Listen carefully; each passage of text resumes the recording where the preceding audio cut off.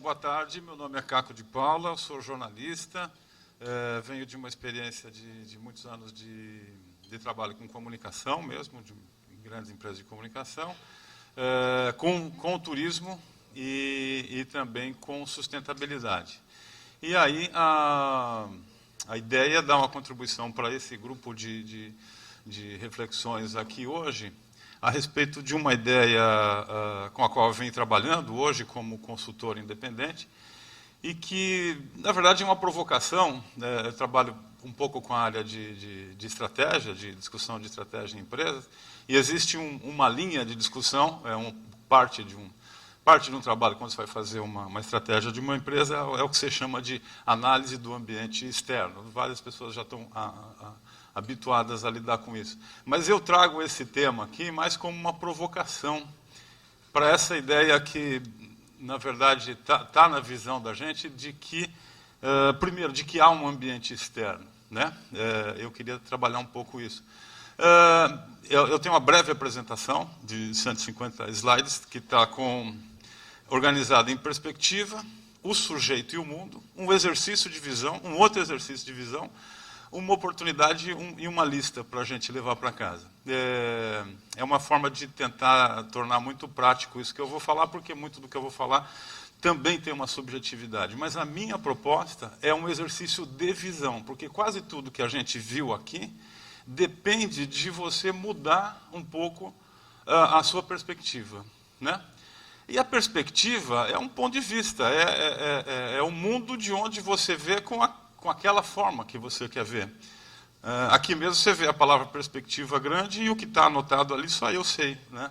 Que está, porque eu magnifiquei uma coisa que eu queria magnificar. A visão e a autovisão tem muito a ver com a questão da sustentabilidade. Observe essa imagem, por exemplo. Ela é contraintuitiva, como um guarda-chuva. E ela poderia ser entendida só como uma ideia humorística, uma ideia de dadaísmo, de você colocar ao contrário. No entanto, é uma ideia muito real, né? Por exemplo, hoje em dia, quando chove em Curitiba, desculpe, em São Paulo, eu que moro numa casa, nós saímos correndo para ligar a cisterna ou o balde e tal, ou seja, nós não queremos mais nos guardar da chuva, nós queremos guardar a chuva para nós, porque ela tem um significado e uma importância vitais, né? Eu chamo a atenção para isso porque a perspectiva muda de acordo com a própria realidade, né? Quando a água não tinha importância nenhuma, a gente só queria se proteger dela, não pensava em guardá-la, né?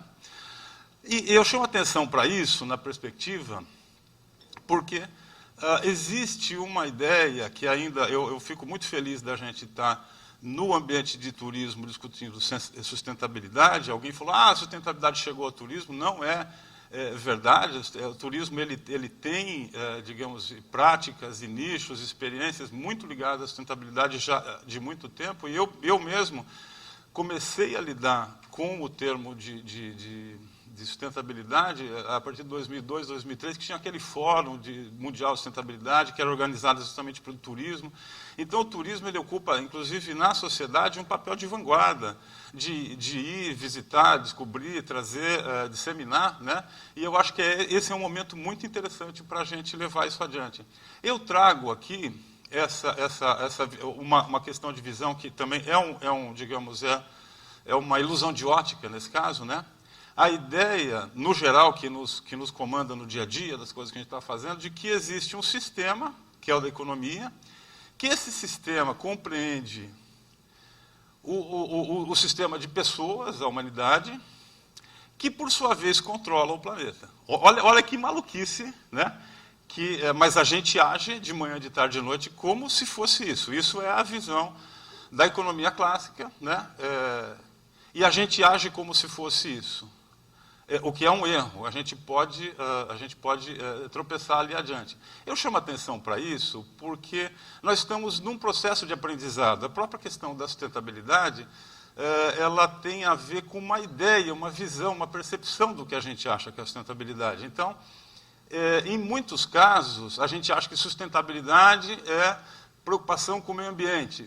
Vem muito isso porque a gente se preocupou menos do que devia. Mas sustentabilidade, na verdade, É sustentar, é prosseguir no tempo, é conseguir fazer o que a gente faz daqui a 50 anos e isso continuar sendo saudável. Então, não se trata de eu vou me preocupar com ganhar dinheiro, então depois eu vou cuidar de direitos humanos, depois eu vou cuidar de ambiente. Não existe isso. A gente tem que mudar o jeito de perceber, levando esses três aspectos juntos, que eu citei, né, de ambiente, pessoas e lucro. Então, veja, o Fernando também mostrou um planeta, né? Quando a gente olha assim, isso é o real, né? Isso é o que está acima de tudo. A natureza é maior do que o homem, que é maior do que a economia. Isso pode parecer óbvio, mas quando a gente olha, citando mais uma vez, por exemplo, o que aconteceu outro dia com a empresa lá em Minas, Espírito Santo, ninguém está dizendo que alguém tenha feito aquilo deliberadamente, mas o cuidado com aquilo, o cuidado econômico, e todos nós dependemos de ter metal, de ter tudo que tem que ter, mas a atividade econômica que gera um risco tem que gerar um orçamento capaz de lidar com aquele risco antes que ele se torne uma agressão. Quando você olha primeiro, ninguém está falando que a gente tem que se preocupar primeiro com o ambiente e depois com os homens, mas é um dado da realidade. A gente se esquece até que nós somos parte disso. Né? Então, quando fala ambiente externo, que ambiente externo? O ambiente não nos é externo. A economia pode nos ser um pouco externa, mas assim, essa ideia de que é um ambiente externo até é uma ideia, digamos, a gente vai ter que sair daquela visão de que o mundo é uma planilha para que o mundo tenha 4 dimensões. Né? Então, na verdade, a realidade é essa. O planeta é muito mais imperioso, né, do que as pessoas, nós somos menores do que o planeta. Isso é uma coisa óbvia, mas precisa ser lembrada, nesse aspecto de mudar essa visão. Quem traz uma contribuição nisso é o matemático do século XX, o Georgescu, que ele fez, inclusive, cálculos, e chegou, isso acho que deve ter sido nos anos 60 que ele fez, que vem dos anos 50, 60, essa ideia de sustentabilidade também, a ideia de você lidar, que ele diz que se a economia crescente do descarte imediato dos bens e do desperdício continuar, nós seremos capazes de entregar a Terra, ainda banhada pelo Sol, só essa Terra, só esse lugarzinho que tem essa capacidade de vida, apenas a vida bacteriana. Ou seja, seria um grande desperdício. Né? Uma outra observação também de um economista que é importante a gente trazer para essa discussão. A economia é um subsistema da natureza. Por essa razão, tem que imitar o seu funcionamento. Qualquer empreendimento, ou projeto, ou país, para contribuir para o desenvolvimento sustentável, tem que ser circular, esse é um conceito importante, que foi falado aqui hoje, né? Regenerativo, a natureza é regenerativa. E finito. Os recursos são finitos. Isso é muito importante a gente ter isso em mente, porque a ideia da infinitude dos recursos é que nos levou a alguns impasses que a gente tem hoje. Né? Então, nada pode ser considerado sustentável se uma ou mais dessas características não estiver presente. Então, esses 3 conceitos, a circularidade, a capacidade de ser regenerativo e o fato de que o recurso é finito, a gente tem que ter em todas as nossas ações do cotidiano. E é claro que nos empreendimentos econômicos que a gente toca. Né?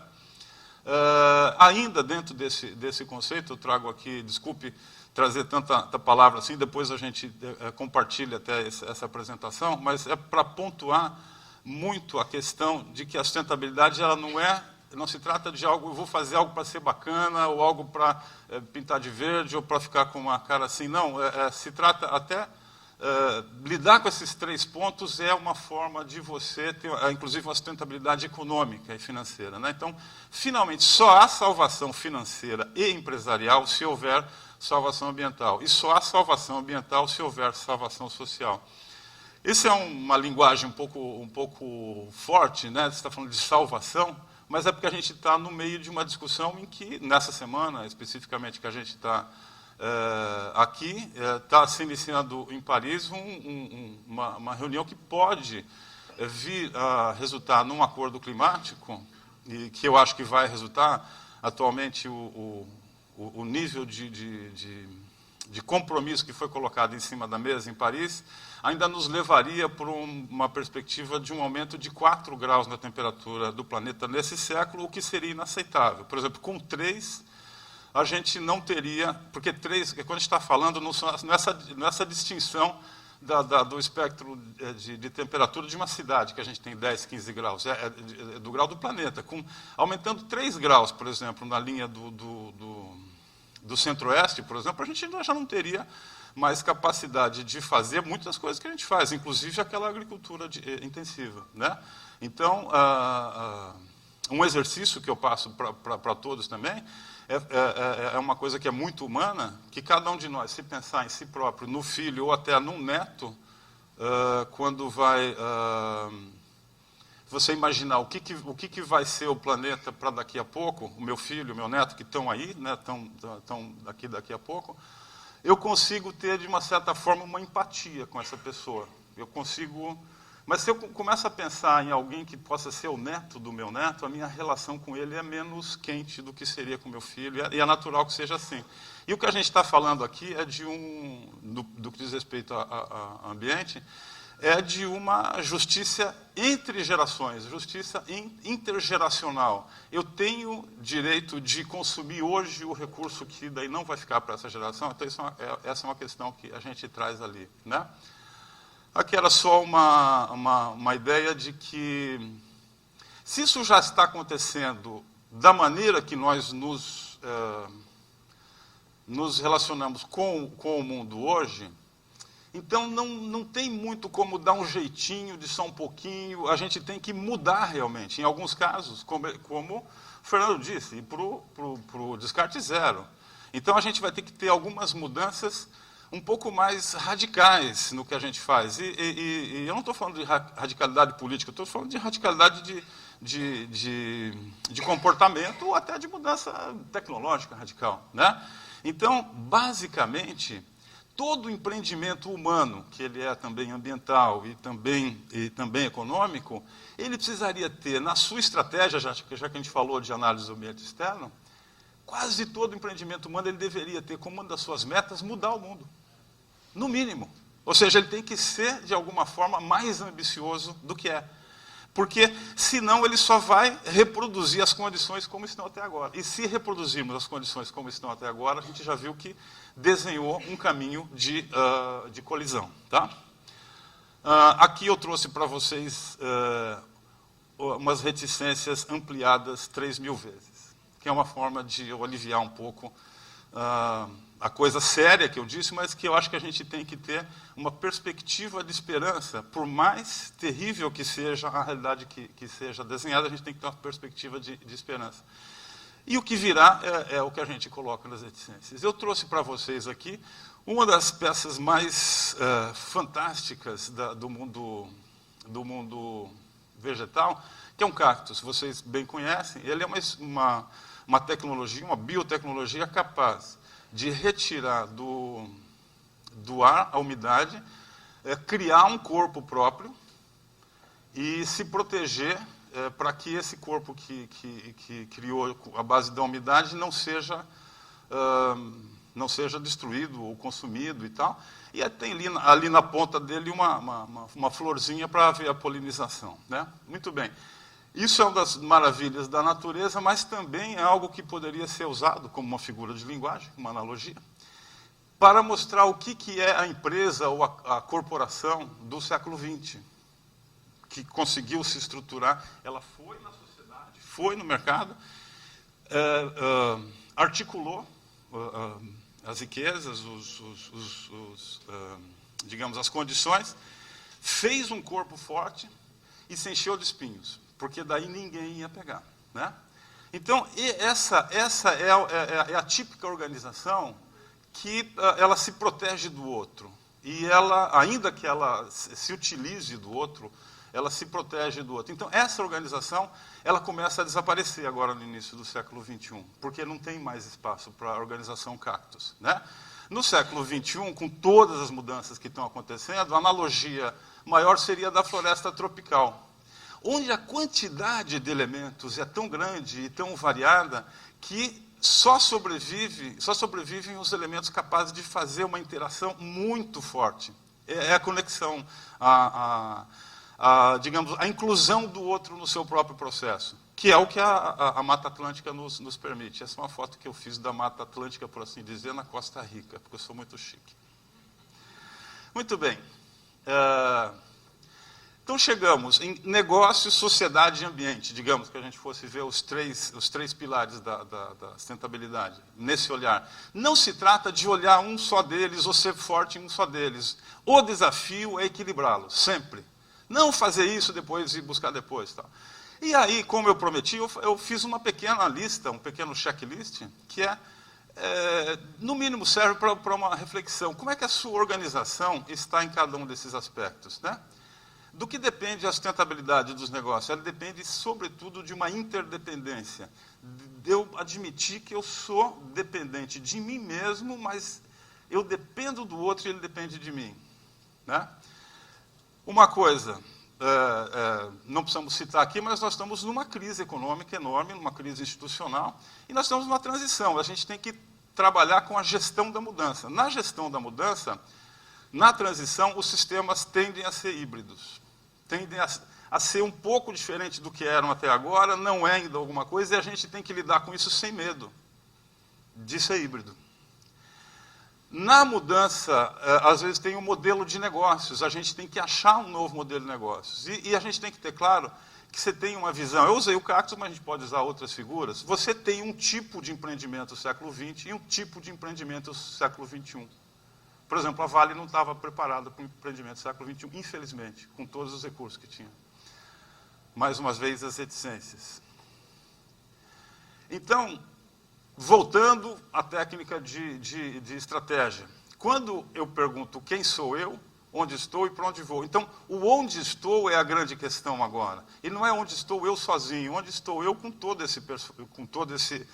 essas questões, né? Então, acho que isso vale para cada um de nós, como pessoa, como família, como casa, como organização e como empreendimento.